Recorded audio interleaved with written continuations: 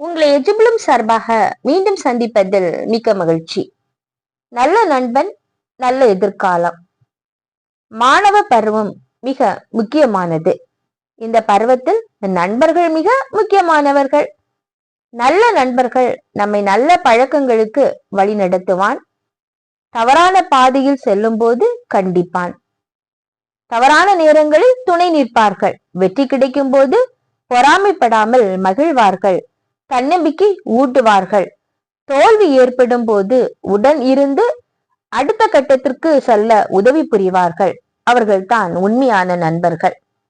நல்ல நண்பர்கள் துன்பத்தில் துணையாய், இன்பத்தில் இனிமையாய் பங்கெடுத்து நம்பிக்கைக்குரிய புரிந்து கொள்ளும் துணையாக இருப்பார்கள்.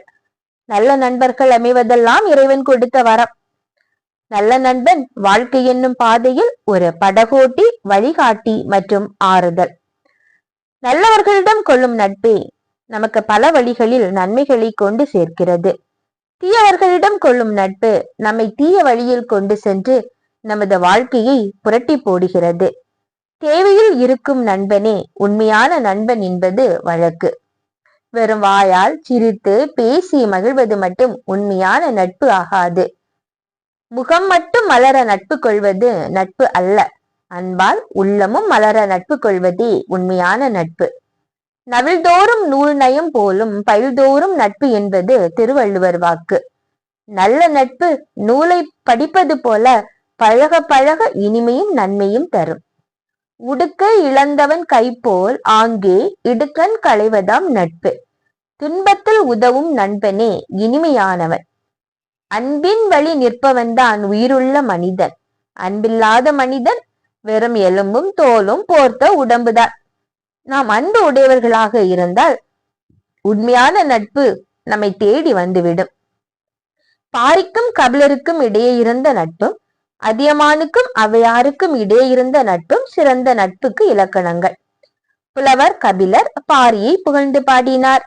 பாரியின் வீழ்ச்சிக்கு பிறகு அவரது மகள்களுக்கு திருமணம் செய்து வைத்து நண்பனை நினைத்து உண்ணா நோன்பிருந்து உயிர் துறந்தார் கபிலர். இது அவர்களின் உண்மையான நட்பை காட்டுகிறது அல்லவா? அதே போல் தகடூரை ஆண்ட அதியமான் ஔவையார் மீது மிகுந்த அன்பும் மரியாதையும் கொண்டிருந்தார். அதியமான் ஒருமுறை குதிரை மலையில் வேட்டையாட சென்றார். அங்கு அரிதான சாகா தன்மை கொண்ட ஒரு நல்லிக்கனியை பெற்றார். அந்த நல்லிக்கனியை தான் உண்ணாமல் தன் தோழியான ஔவையாரிடம் கொடுத்து அதை உண்ணுமாறு கூறினார். ஆழமான நட்பிற்கு இதைவிட சிறந்த உதாரணம் இருக்க முடியுமா? நம்முடைய நண்பர்கள் நம்முடன் எப்படி இருக்கிறார்கள் என்பதை இங்கே நாம் சிந்திக்க வேண்டும். தென்னை மரம், வாழை மரம் நம்மால் நடப்பட்டு தண்ணீர் ஊற்றினால் பலன் தருகிறது. அதே போல் சில நண்பர்களும் நம்மிடம் உள்ள பணம் போன்ற தேவைகளுக்காக மட்டும் நம்மை பயன்படுத்துவார்கள். அவர்கள் தேவை முடிந்தவுடன் நம்மை கழட்டி விட்டு விடுவார்கள். அவர்களை விட்டு தூர விலகி இருப்பதே நமக்கு சால சிறந்தது. பனைமரம் தானாக முளைத்து தனக்கு கிடைத்த நீரை குடித்து தன் உடம்பையும் ஓலையையும் நுங்கையும் தருகிறது. நம்மிடம் எந்த உதவியையும் கேட்காமல் உதவுபவன் தான் பனைமரம் போன்ற நண்பன். எனவே மாணவ மணிகளே, பனைமரம் போன்ற நண்பர்களை தேடி கண்டுபிடியுங்கள். அவர்களோடு உங்கள் வாழ்க்கை பயணம் தொடரட்டும். இவ்வுலகில் நல்ல நண்பர்களை பெற்றுக்கொள்வது கடவுள் கொடுத்த கொடை. அவர்கள் நம்மை அடுத்த நிலைமைக்கு கொண்டு செல்லும் ஆணிவேர்கள். நாம் தடுமாறும் போது நம்மை தாங்கி பிடிக்கும் ஆலமர விழுதுகள். நம் கண்ணீரை துடைக்கும் சுமை தாங்கிகள். எனவே நல்ல நண்பர்களை கண்டுபிடியுங்கள். பனைமரம் போன்ற நல்ல நண்பர்களை கண்டுபிடியுங்கள். நல்ல நண்பர்களோடு உங்கள் வெற்றி பயணம் தொடர வாழ்த்துக்கள். உங்களுக்கு எங்க சேனல் பிடித்திருந்தா எங்க சேனலை சப்ஸ்கிரைப் பண்ணுங்க. உங்களிடமிருந்து விடைபெறுவது எஜிபிளும் சார்பில் ஆர்டி ஷீபா.